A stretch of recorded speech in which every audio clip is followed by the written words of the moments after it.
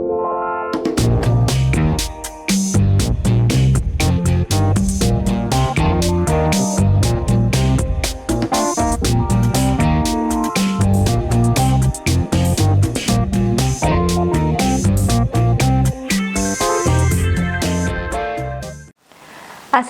warahmatullahi wabarakatuh. Jumpa kembali dengan saya Dr. Zainab Embujaina, pengampu mata kuliah Kriminologi dan Viktimologi. Pada pertemuan kedua ini kita akan membahas tentang sejarah perkembangan teori-teori kriminologi dan statistik kriminologi.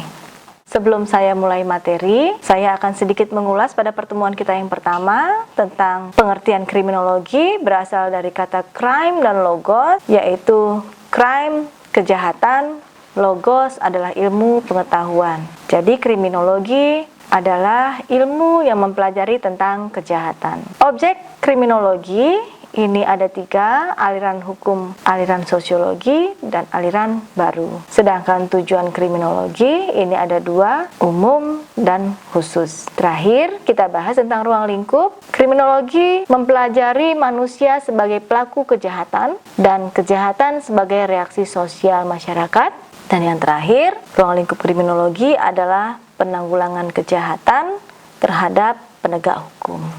Kita masuk materi kita pada pertemuan kedua ini, sejarah perkembangan teori kriminologi pada periode pembahasan spiritualisme dan naturalisme. Spiritualisme ini pada tahun pra 1830, sedangkan naturalisme ini pada tahun 1830 sampai dengan 1960, kemudian 1960 sampai dengan sekarang. Fokus teori ini ada 2, kebaikan datang dari Tuhan atau dewa dan keburukan datang dari setan. Dalam hal ini, seseorang yang telah melakukan suatu kejahatan dipandang sebagai orang yang telah terkena bujukan setan atau dalam bahasa asingnya evil atau demon. Spiritual pra 1830 ini membahas tentang upaya pencegahan masalah di mana kepercayaan manusia pada yang gaib, bencana alam akan selalu dianggap sebagai hukuman dari pelanggaran norma yang dilakukan. Contoh pertama, di mana menceburkan seseorang ke dalam sungai dengan mengikat pada sebuah batu besar. Ini terjadi di masyarakat Madura sebagai konsep carok. Kemudian upaya pemecahan masalah sebagai contoh bahwa penceburan seseorang ke dalam sungai dengan mengikat pada batu besar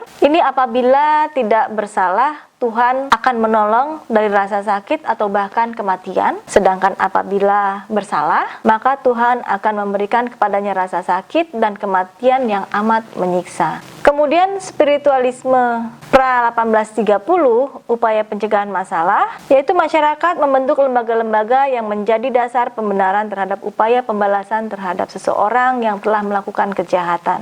Contohnya seperti di masyarakat Madura dalam konsep carok, di mana konsep perang tanding antara keluarga yang menjadi korban dengan pelaku merupakan wadah pembalasan dendam dan kerugian dari pihak korban. Sedangkan hal ini berakibat bila keluarga pelaku memenangkan pertarungan, maka mereka dianggap benar.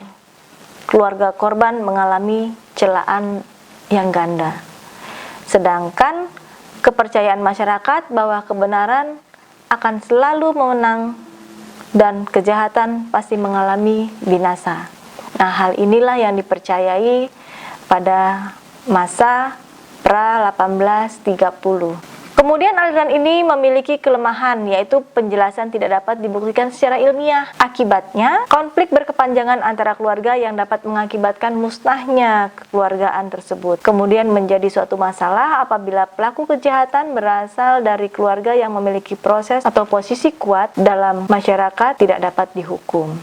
Menurut pendapat Bonger, hukuman dijatuhkan bukan karena telah berbuat jahat, tetapi agar jangan berbuat jahat. Sedangkan dalam konsep naturalisme pada tahun 1830 sampai dengan 1960 dan 1960 sampai dengan sekarang, menurut Hippocrates pada 460 sebelum Masehi, bahwa the brain is organ of the mind. Berkembangnya paham rasionalisme yang muncul dari perkembangan ilmu alam setelah abad pertengahan menyebabkan manusia mencari modal penjelasan lain yang lebih rasional dan mampu dibuktikan secara ilmiah.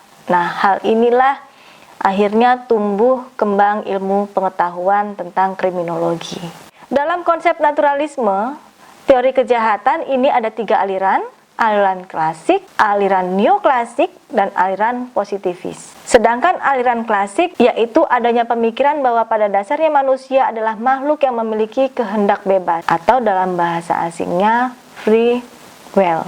Kemudian aliran neoklasik yaitu pemikiran berdasarkan pada aspek-aspek kondisi pelaku dan lingkungannya, sedangkan aliran positivis membagi dirinya menjadi 2 pandangan, yaitu determinisme biologis dan determinisme kultural. Naturalisme pada 1960 sampai dengan saat ini yaitu masa kriminologi kritis atau critical criminology. Kemudian kejahatan merupakan suatu konstruksi sosial. Kemudian pada waktu suatu masyarakat menetapkan sejumlah perilaku dan orang dinyatakan sebagai pelaku atau penjahatnya. Dan yang terakhir adalah kejahatan dan penjahat bukanlah gejala yang secara bebas dan objektif dipelajari oleh ilmuwan, tetapi ditentukan oleh masyarakat, sehingga kejahatan dan penjahat tergantung waktu dan tempat tertentu. Baik, kita masuk dalam pendekatan kriminologi. Pendekatan kriminologi dibagi 2, yaitu pendekatan interaksionis dan pendekatan konflik. Pendekatan interaksionis mempelajari arti yang memberikan suatu masyarakat pada kejahatan yang terjadi, kemudian upaya dalam mempelajari bagaimana proses diberikannya atau label atau stigma kejahatan dan penjahat oleh masyarakat. Kemudian proses terjadinya label atau stigma melalui pernyataan-pernyataan yang oleh masyarakat terhadap suatu perbuatan tertentu. Dan yang terakhir adalah orang yang melakukan perbuatan tersebut sebagai suatu yang tidak baik atau jahat. Sedangkan pendekatan konflik yaitu menitikberatkan pada masalah kejahatan dari aspek power atau kekuasaan. Kemudian yang terakhir adalah semakin besar kekuasaannya yang dimiliki pendekatan kriminologi, maka akan lebih mudah menentukan perbuatan-perbuatan yang bertentangan dengan kepentingannya sebagai pelaku yang perlu diancam pidana atau kejahatan.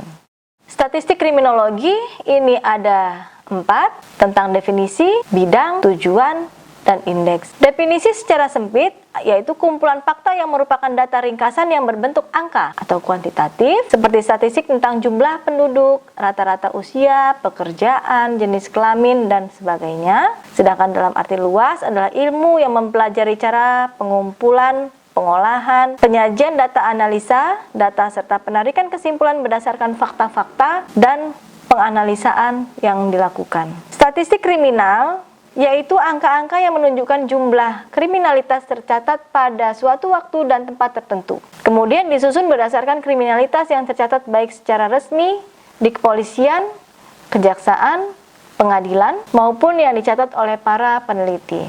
Dan yang terakhir, statistik kriminal adalah kriminalitas tercatat hanya sampel dari jumlah kriminalitas yang terjadi, karena jumlah kriminalitas yang terjadi tidak pernah diketahui disebabkan ada kriminalitas yang tidak dilaporkan. Menurut dark number atau dark figures, bagian kriminalitas yang tidak diketahui ini merupakan kelemahan statistik dan memang statistik tidak pernah dapat dicatat seluruh kriminal yang ada. Sehingga ini merupakan bagian dari kelemahan-kelemahan dalam pembuatan atau pengumpulan data statistik. Tujuan statistik adalah untuk memperoleh gambaran atau data tentang kriminalitas yang ada di masyarakat, yaitu berkaitan dengan jumlah, frekuensi, penyebaran pelaku, dan kejahatan. Hal ini dapat diketahui naik turunnya kejahatan pada suatu periode tertentu di suatu daerah atau di suatu negara. Baik, materi sudah saya berikan untuk pertemuan kita kedua ini. Apabila kalian ada pertanyaan, silahkan kalian kirimkan melalui email atau media lainnya. Nanti akan segera kita respon atau nanti akan kita bahas pada pertemuan berikutnya. Sebelum saya tutup, saya simpulkan dalam pertemuan kita hari ini bahwa periode ada 2, spiritualisme dan naturalisme, di mana spiritualisme membahas tentang kebaikan datang dari Tuhan atau dewa dan keburukan berasal atau datang dari setan. Sedangkan naturalisme yaitu perkembangan paham rasionalisme yang muncul dari perkembangan ilmu alam setelah abad pertengahan menyebabkan manusia mencari modal penjelasan lain yang lebih rasional dan mampu dibuktikan secara ilmiah. Untuk memperoleh gambaran data tentang kriminalitas yang ada di masyarakat, ini melalui tujuan statistik, yaitu dengan jumlah, frekuensi, dan penyebaran pelaku dan kejahatan. Nah, hal ini dapat diketahui naik turunnya kejahatan pada suatu periode tertentu di suatu daerah atau di suatu negara. Baik, demikianlah materi yang saya sampaikan. Saya tutup. Billahi taufiq wal hidayah. Wassalamualaikum warahmatullahi wabarakatuh.